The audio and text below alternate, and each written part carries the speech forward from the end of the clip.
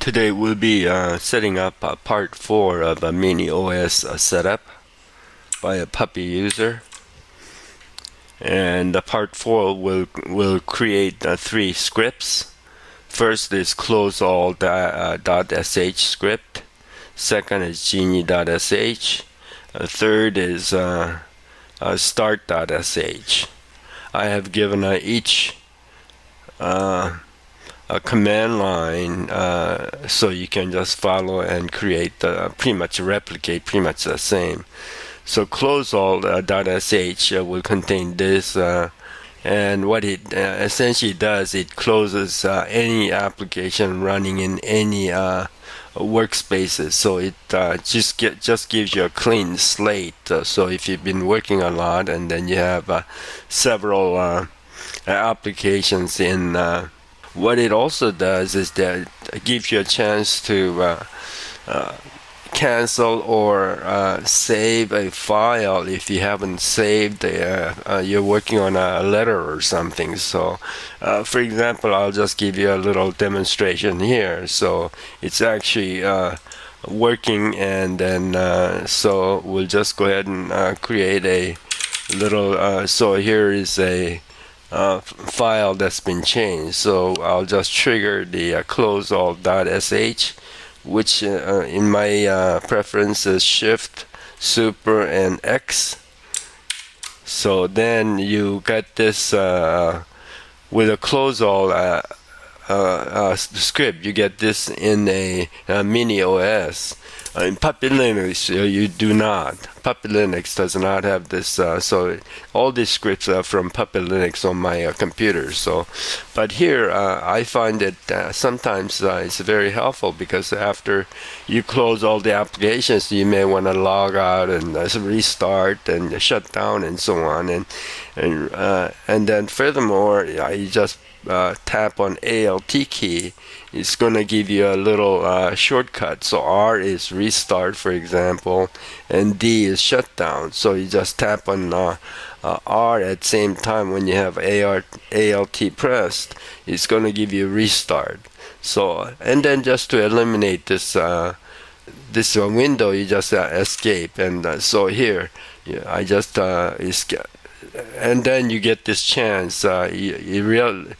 The computer knows that you didn't save it. So if you want to save it, you can save it. If you don't, we'll just cancel it at that point. But that's how this close-all.sh will function. So, and secondly, what we'll do is we're going to I have geany.sh running now, so it is on a 5th workspace. So where I created with this command here again, and it contains very simple script. It's window manager control function -s, and the 4 refers to a 5th workspace. So it starts with 0. And then start.sh will uses what we've created on 1 and 2.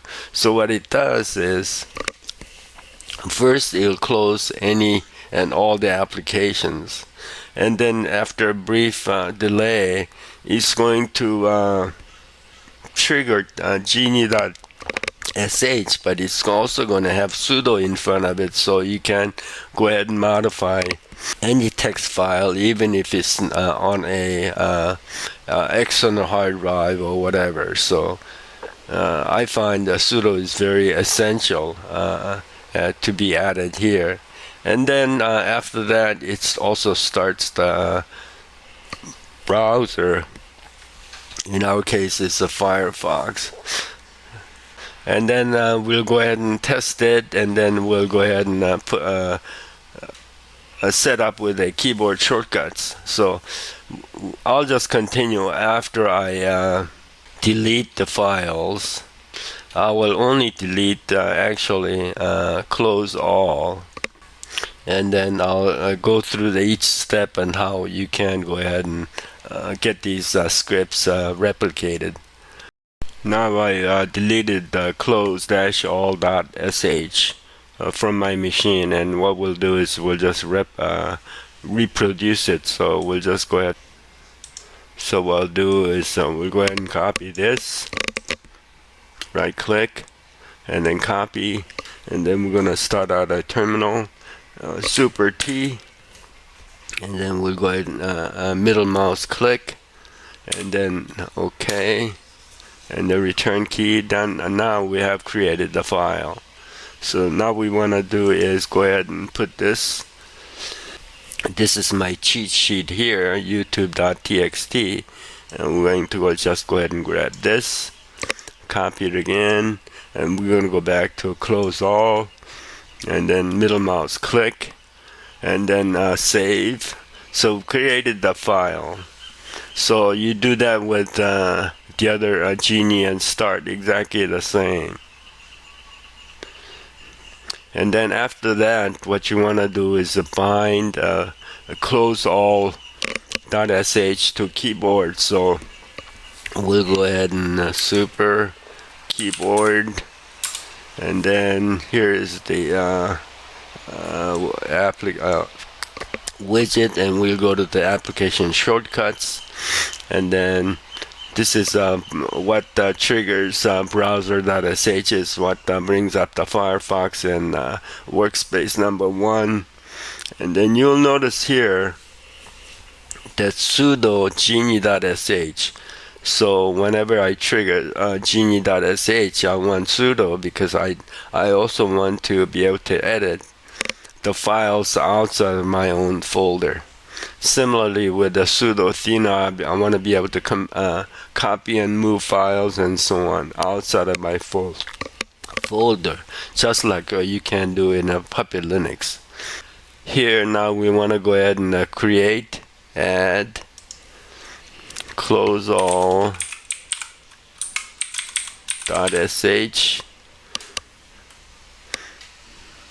and then OK, return key, and then I prefer Shift, Super, and X just to close all the applications. Now I'm gonna just test it with a Super, Shift, and X again, and then you can see that this window pops up again. I'm just gonna get out of it. So and then now all the applications has been closed. It's going to bring up geany.sh again in a fifth workspace. So pretty much you follow the cookbook here on the others to create geany.sh, and then I bound it to a super plus E key in a keyboard shortcut. Start.sh pretty much does the same. It creates the file start.sh, makes it executable, and then it starts the, and then it you can edit it in the geany start.sh and exit the terminal.